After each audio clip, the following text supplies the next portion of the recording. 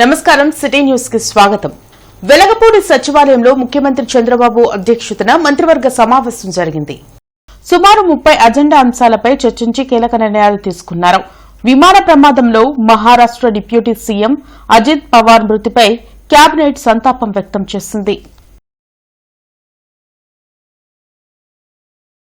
Internet చరిత్రలో సంచలనం city broadband. ఇప్పుడు ఇంటింటికి ఇంటర్నెట్, సిటీ నుంచి గ్రామం వరకు అదే స్పీడ్. మీరు ఈ రోజే సిటీ బ్రాడ్బ్యాండ్ కుటుంబంలో చేరండి. సిటీ కేబుల్ వ్యవస్థాపకులు పొట్లూరి రామకృష్ణ 62వ జయంతి అశోక్ నగర్ లోని సిటీ కేబుల్ ప్రధాన కార్యాలయంలో జరిగింది. రామకృష్ణ చిత్రపటానికి సిటీ కేబుల్ యాజమాన్యం, ఆపరేటర్లు, సిబ్బంది పుష్పాంజలి ఘటించి ఘన నివాళులర్పించారు.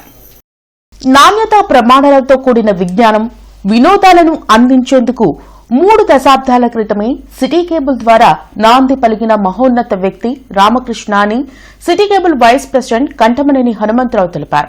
రామకృష్ణ స్ఫూర్తితో సిటీ కేబుల్ బ్రాడ్బ్యాండ్ పేరుతో నెట్ సౌకర్యం కూడా కల్పిస్తున్నట్లు చెప్పారు.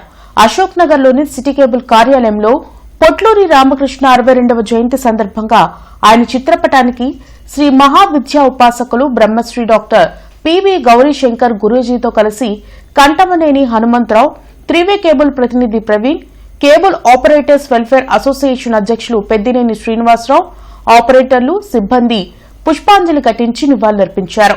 సిటీ కేబుల్ వ్యవస్థ ద్వారా ఎందరికో ఉపాధి కల్పించిన మహనీయులు రామకృష్ణ అని పివి గౌరీశంకర్ గురూజీ, పెద్దినేని శ్రీనివాసరావు తెలిపారు. ఆయన ఆశయ సాధన దిశగా నాణ్యమైన ప్రసారాలను, నెట్ను ప్రేక్షకులకు అందిస్తున్నట్లు పలువురు ఆపరేటర్లు వివరించారు.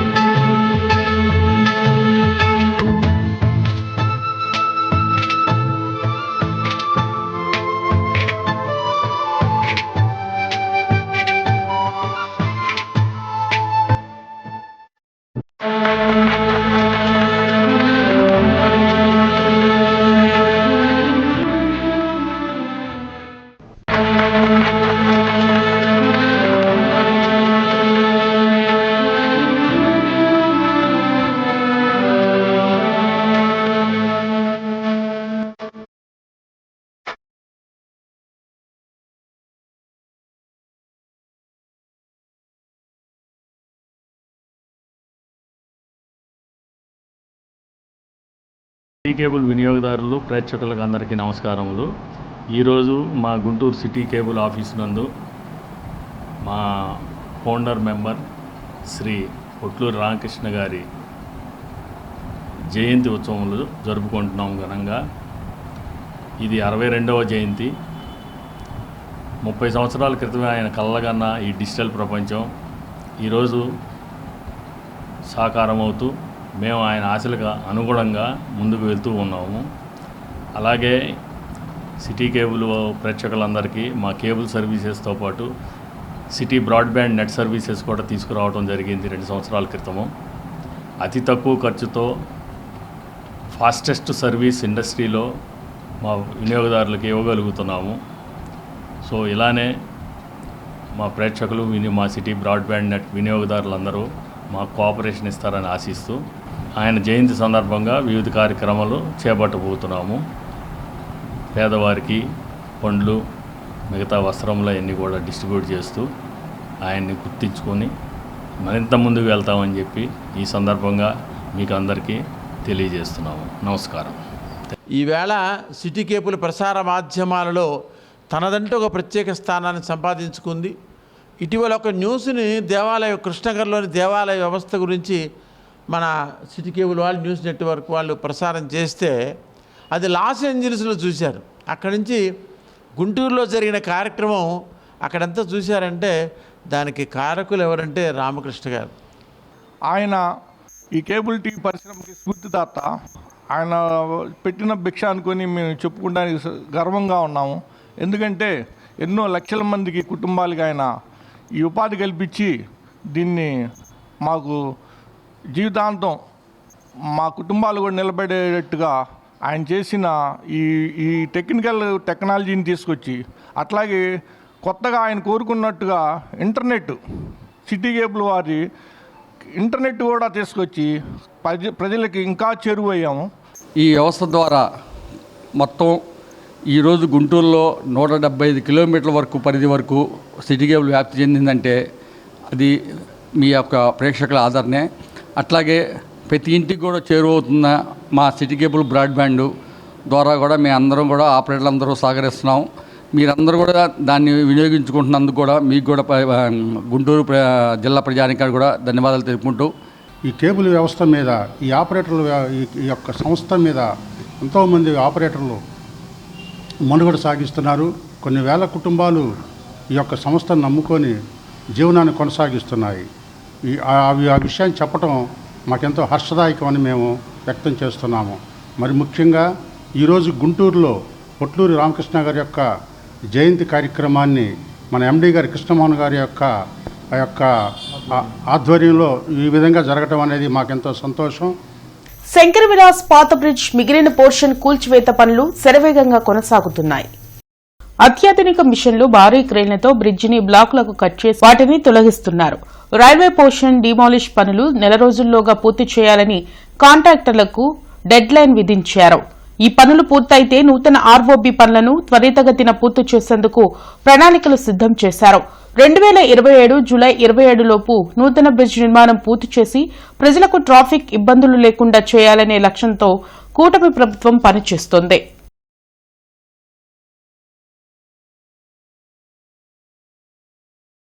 పనులు పూర్తి చేసిన కాంట్రాక్టర్లకు బిల్లులు సకాలంలో చెల్లిస్తే మరిన్ని అభివృద్ది కార్యక్రమాలు మొదలుపెట్టే అవకాశం ఉంటుందని ఎమ్మెల్యే గల్లా మాధవి ఆకాంక్షించారు. 20వ డివిజన్లోని 1,15,00,000 వ్యయంతో సీసీ రోడ్లు, డ్రైన్లు, కల్వర్ట్లకు ఎమ్మెల్యే గల్లా మాధవి శంకుస్థాపన చేశారు. ఈ సందర్భంగా ఆమె మీడియాతో మాట్లాడుతూ పశ్చిమ నియోజకవర్గంలో అభివృద్ది సంక్షేమం విషయంలో రాజీ పడే ప్రసక్తే లేదని స్పష్టం చేశారు. అయితే పనులు చేసిన కాంట్రాక్టర్లు బిల్లులు సకాలంలో చెల్లించేందుకు కార్పొరేషన్ అధికారులు సహకరించాలని కోరారు. ఈ కార్యక్రమంలో జనసేన డివిజన్ అధ్యక్షులు కొలసాని బాలకృష్ణ, టీడీపీ డివిజన్ అధ్యక్షులు షేక్ ఇమ్రాన్, చెన్నం సాంబశివరావు, వైస్ ప్రెసిడెంట్ షేక్ హమాదీ, వెంకట్, షేక్ గౌస్ మొయిద్దీన్, మహమ్మద్ రఫీ తదితరులు పాల్గొన్నారు. దాదాపుగా 1,15,00,000 ఎస్టిమేషన్తో ఈ వర్క్స్ కూడా ఇవాళ శంకుస్థాపన చేసుకోవడం జరుగుతుంది. ఎస్విఎల్ కన్స్ట్రక్షన్స్ మరొక కంపెనీ, 2 కంపెనీలకి టెండర్స్ రావడం వల్ల ఈరోజు వాళ్ళిద్దరూ కూడా కాంట్రాక్ట్స్గా ఉన్నారు. వర్క్ స్టార్ట్ చేసిన తర్వాత చాలా ఫాస్ట్గా దీనికి మాకు అందిస్తామని కూడా చెప్తూ ఉన్నారు. అయితే వాళ్ళకి గతంలో ఆగిపోయిన బిల్స్ క్లియర్ అయితే బాగుంటుంది, కొన్ని కోట్ల రూపాయల బిల్స్ ఇంకా రావాల్సి ఉంది అని చెప్పి వాళ్ళు అడగడం జరిగింది. అవి కూడా గౌరవ కమిషనర్ గారి దృష్టికి మేము తీసుకెళ్తాము. వాళ్ళ వర్క్స్కి ఎంతో కొంత బిల్స్ క్లియర్ అయితే వాళ్ళు కూడా ప్రశాంతంగా మిగతా వర్క్స్ చేసుకోగలిగే అవకాశం ఉంటుంది. కాబట్టి వాటి గురించి కూడా మేము గౌరవ కమిషనర్ గారి దృష్టికి తీసుకెళ్తాము అని చెప్పి వాళ్ళకి చెప్పడం జరిగింది. జీజీహెచ్లో జిమ్ఖానా సౌభ్రాతృత్వంతో నిర్మించిన కానూరు జిమ్ఖానా మాతా శిశు సంరక్షణ భవనంను సీఎం చంద్రబాబు ఈ నెల 30వ తేదీన ప్రారంభించనున్నారు. ఈ నెల 30వ తేదీన ప్రారంభమయ్యే ఈ భవన నిర్మాణ పనులు శరవేగంగా పూర్తి చేసుకుంటున్నాయి.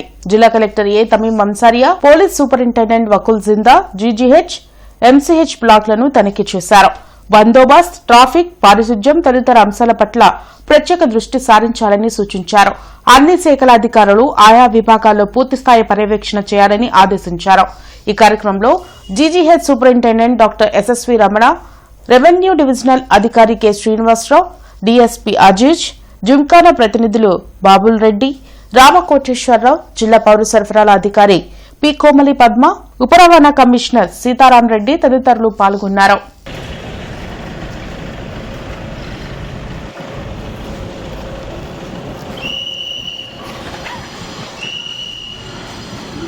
దివ్యాంగులకు కూటమి ప్రభుత్వం అండగా ఉంటుందని రాష్ట్ర గ్రంథాలయ సంస్థ చైర్మన్ గోనుగుంట్ల కోటేశ్వరరావు, టీడీపీ నాయకులు కసుకుత్తి హనుమంతరావు తెలిపారు.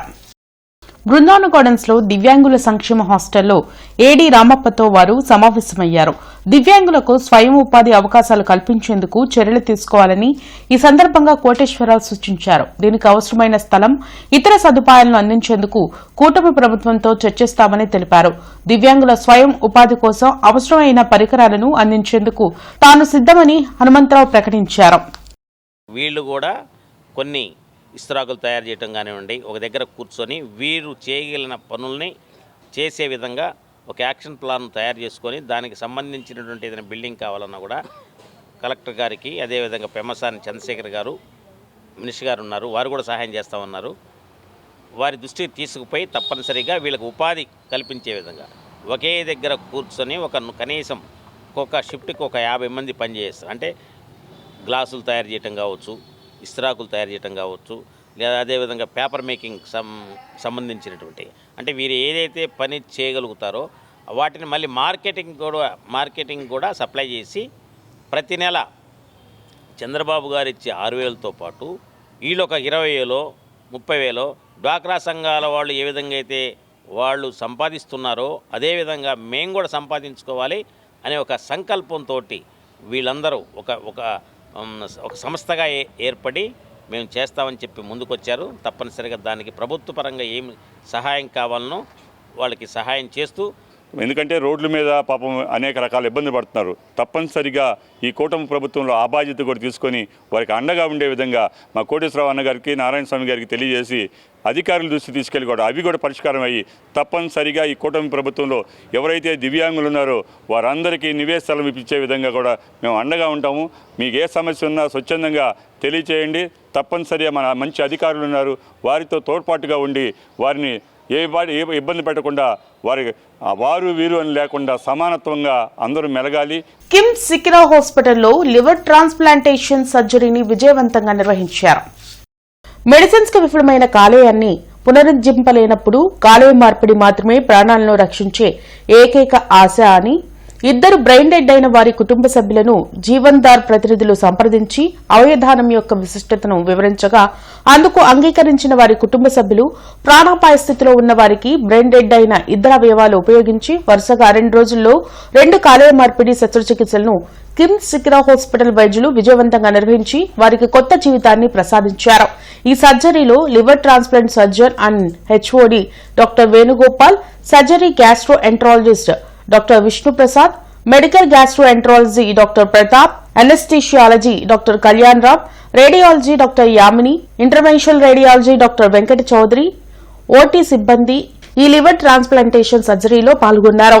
ఈ సర్జరీ అనంతరం ఇద్దరు పేషెంట్లు వారి ఆనందాన్ని తెలిపారు. ఈ సందర్భంగా సర్జరీలో పాల్గొన్న డాక్టర్ బృందానికి, నర్సింగ్ సిబ్బందికి, హౌస్ కీపింగ్ సిబ్బందికి transplant coordinator M Suresh Kumar, Jeevandan trust మరియు hospital management, KIMS group of chairman doctor Bollineni Bhaskar Rao, director Shri Bollineni Advik, unit head doctor Harikumar, medical superintendent doctor Vinod, deputy medical superintendent doctor Krishnaprabha కృతజ్ఞతలు తెలిపారు.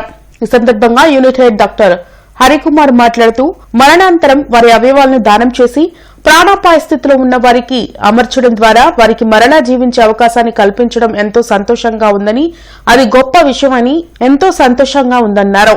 ఎంతో గొప్ప విషయమైన ఇటువంటి కార్యక్రమాన్ని గవర్నమెంట్ వారు జీవన్దార్ ట్రస్ట్ ద్వారా సమాజంలో అందరికీ అవగాహన కార్యక్రమాన్ని నిర్వహిస్తూ అవయవాలను ట్రాన్స్ప్లాంటేషన్ రవాణా చేయడానికి గ్రీన్ ఛానల్ ద్వారా గమ్యానికి తొందరగా చేరడానికి సహకరిస్తున్న పోలీస్ డిపార్ట్మెంట్ వారికి మరియు మీడియా మిత్రులకు ఈ సందర్భంగా కిమ్స్ సికిరా హాస్పిటల్ యాజమాన్యం కృతజ్ఞతలు తెలిపింది.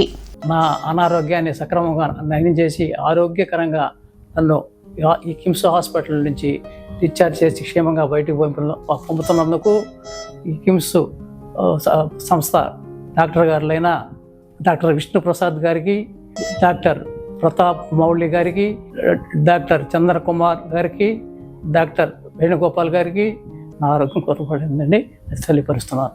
We are really happy with service and everything. Kim Sikara Hospital and his team, they did really amazing job, and we are happy for this service. So thank you so much, Dr. Vishnu and Dr. Pratap's team, plus whole Kim Sikara team.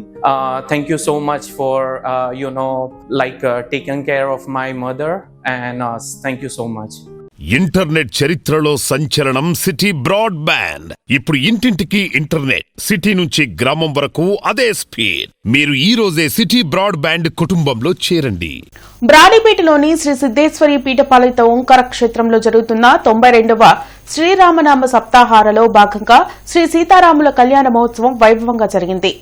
ఈ కళ్యాణ మహోత్సవంలో ఓంకార క్షేత్ర పాలక మండలి ఉపాధ్యక్షులు ఘంటసాల వీరకుమార్ దంపతులు, చెమిడిగంటి రామకృష్ణ శాస్త్రి దంపతులు కళ్యాణ కార్యక్రమాన్ని నిర్వహించారు.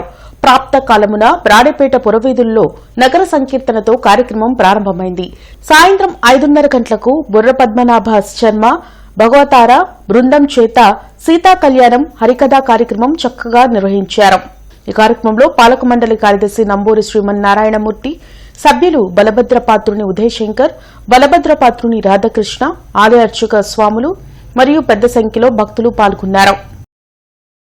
ఇవి ఇప్పటివరకున్న వార్తా వివరాలు. మరికొన్ని వార్తా విశేషాలతో మళ్లీ కలుద్దాం. అంతవరకు సెలవు. నమస్కారం.